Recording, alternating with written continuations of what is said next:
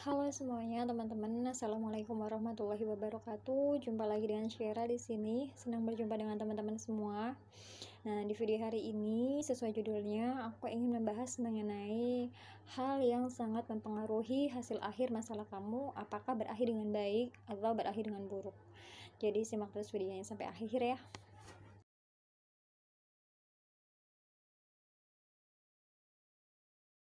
Nah teman-teman, biasanya nih kalau kita punya masalah, apalagi masalahnya cukup besar, masalahnya kita tuh juga terkait dengan orang lain dan bahkan bisa sampai merugikan diri kita sendiri, seperti hutang, piutang, seperti masalah dengan pasangan, masalah keluarga, masalah pekerjaan dan sebagainya. Biasanya kita akan menyikapinya dengan emosi ya teman-teman, karena itu sudah sampai merugikan diri kita. Kita akan menanggapinya dengan emosi, dengan amarah, dengan menyalahkan, dengan panik dan stres dan segala macamnya.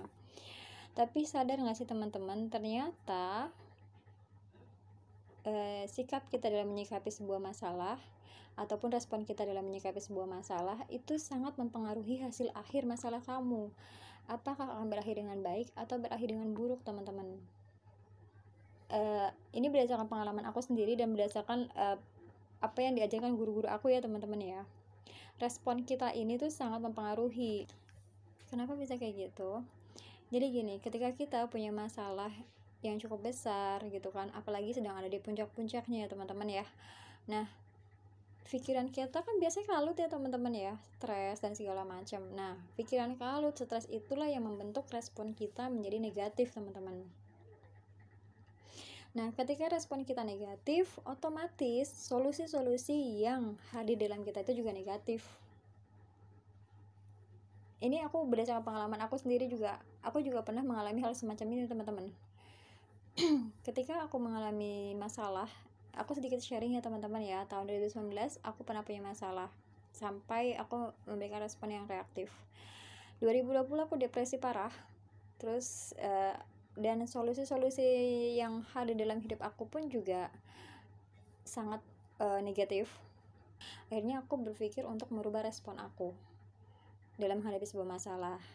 Dan ketika respon aku dirubah dari yang respon negatif menjadi respon yang sangat tenang gitu teman-teman, justru solusi-solusi positif yang hadir dalam hidup aku ketemu banyak guru, aku ketemu banyak orang-orang yang luar biasa, dan masalah aku tuh juga kelar dengan begitu saja teman-teman.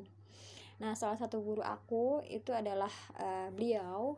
Aku sempat ikut trainingnya beliau adalah seorang Pak Ari Ginanjar, teman-teman juga tahu ya.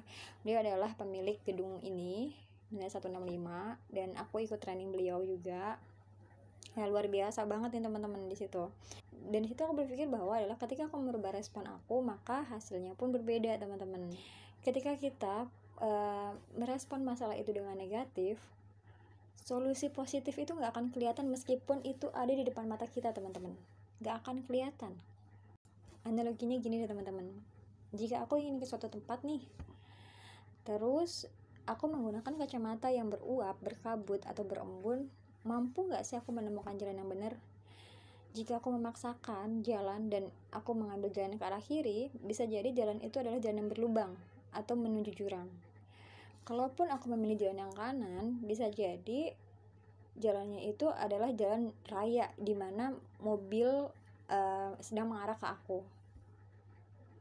Nah, lantas apa yang harus kita lakukan adalah membersihkan kacamata aku dari uap tersebut, dari kabut tersebut, sehingga aku dapat melihat jalan mana yang harus aku ambil. Ternyata jalan yang aku ambil itu sangat dekat teman-teman, itu jalan yang ada di depan aku gitu. Jadi kalau misalkan ketika punya masalah, maka yang pertama kali dilakukan adalah bersihin dulu kabutnya dalam pikiran kamu, maka respon kamu pun akan berubah teman-teman.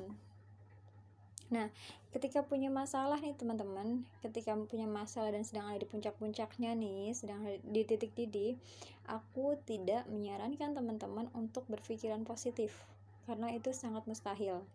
Level orang dalam menyelesaikan masalah itu semuanya berbeda ya teman-teman ya, gak ada yang sama. Ada orang yang bisa berpikiran positif, ada juga yang gak bisa. Aku termasuk orang yang gak bisa berpikiran positif ketika masalah aku sedang ada di puncak-puncaknya gitu. Kenapa? Karena aku orangnya overthinking teman-teman. Aku tipe orang yang overthinking dan hypersensitif. Lalu apa yang aku lakukan adalah menormalkan pikiran aku, karena mustahil buat aku dari pikiran negatif lompat ke pikiran positif gitu. Gambarannya seperti ini teman-teman, ini pikiran negatif aku, ini kalau aku lompat ke pikiran positif itu hal mustahil. Jadi yang aku lakukan adalah pikiran negatif aku kembalikan ke normal. Normal ini maksudnya adalah tenang ya teman-teman, keadaan tenang, seimbang, tenang gitu loh. Aku nggak akan memaksakan diri aku dari negatif ke positif, karena itu akan menjadi toksik teman-teman. Itu hal yang mustahil buat aku untuk dari negatif ke positif, buat aku mustahil.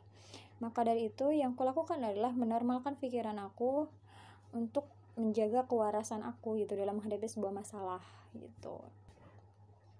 Nah, ketika pikiran kamu sudah normal, kamu akan lebih mudah untuk sampai ke positif gitu, teman-teman. Jadi, bagi teman-teman yang sedang menghadapi sebuah masalah dan sedang ada di puncak-puncaknya, dan apalagi tipenya sama kayak aku, overthinking ya, gak usah memaksakan diri untuk berpikiran positif. Tidak perlu. Cukup kamu normalkan pikiran kamu dalam keadaan tenang gitu. Jadi untuk sekarang aku cuma pengen ngasih tahu hal ini aja, bahwa respon kamu itu akan menentukan hasil akhir masalah kamu, atau akan berakhir buruk atau berakhir baik. Jadi tergantung dari kamunya menyikapi sebuah masalah, teman-teman. Yang ingin sharing teman-teman, semoga masalah teman-teman cepat selesai ya.